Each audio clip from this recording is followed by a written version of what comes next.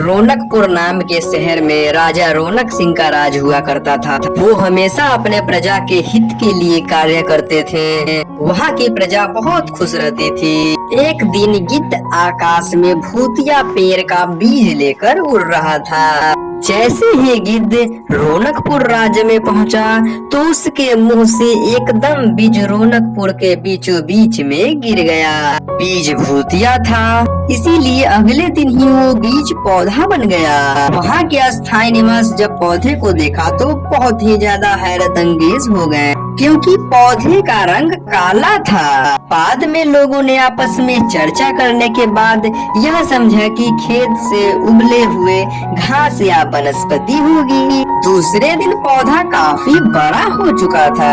लोगों को और भी ज्यादा दुविधा हुई कि एक दिन में इतना बड़ा पौधा कैसे हो सकता है। होते होते पौधा तीसरे ही दिन पेड़ बन गया। समय बीतता रहा और लोग तेजी से बढ़ने वाले पौधे के बारे में सोच सोच कर परेशान हो रहे थे। ऐसे जादुई पौधे के बारे में जब राजा को पता चला तो वो तुरंत वहाँ पे पहुँच गए। जैसे ही राजा को पता चला कि ये पौधा काला है और तीसरे ही दिन पेड़ बन गया, वो हैरानी से इस पौधे को देखने लगे। वो इतनी तेजी से फैल रहा था कि किसी को यकीन ही नहीं हो रहा था। राजा समझ गए थे कि पौधे का रंग काला है, इसमें जरूर कोई जादू टोना होगा। इसी सोच के साथ राजा ने तुरंत एक इनाम घोषित कर दी। जो भी इस पेड़ को हमेशा के लिए खत्म करेगा उसे 1000 सोने के सिक्के इनाम के रूप में दी जाएगी। यही नहीं, मेरे मृत्यु के बाद राज गद्दी पाने का हकदार भी बनेगा।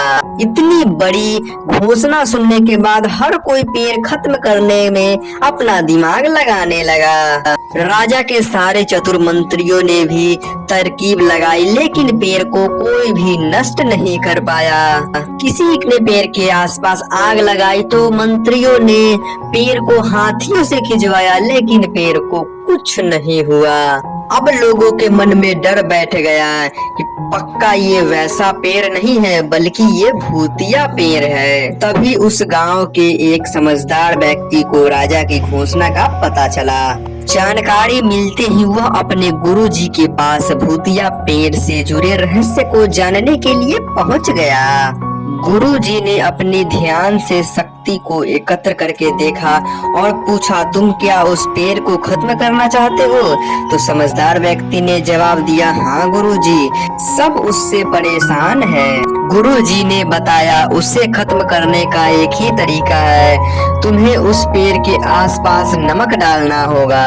तभी समझदार व्यक्ति उस पेड़ के पास गया और पहले ही दिन नमक डाल के चला आया। एक दिन नमक डालने के बाद आकार बहुत ही ज्यादा कम हो चुका था। होते होते 5वें दिन एकदम छोटा हो गया था पेड़। उसके बाद गलकर वो वहाँ से गायब ही हो गया। उस व्यक्ति का तरकीब काम कर गई और राजा खुश होकर उसे इनाम की 1000 सोने के मोहरे पहले ही दे दी। उसके बाद राजा ने उन्हें एक पत्र दिया जिसमें लिखा था, राजा के मरने के बाद उनकी गद्दी मैं संभालूंगा। वो समझदार व्यक्ति खुश होकर अपने घर चला गया। तो दोस्तों और बच्चों, इस कहानी से हमें यह सीख मिलती है कि ऐसी कोई भी परेशानी नहीं है जिसका नष्ट न किया जा सके। बस आपके पास धैर्य और समझदारी होनी चाहिए।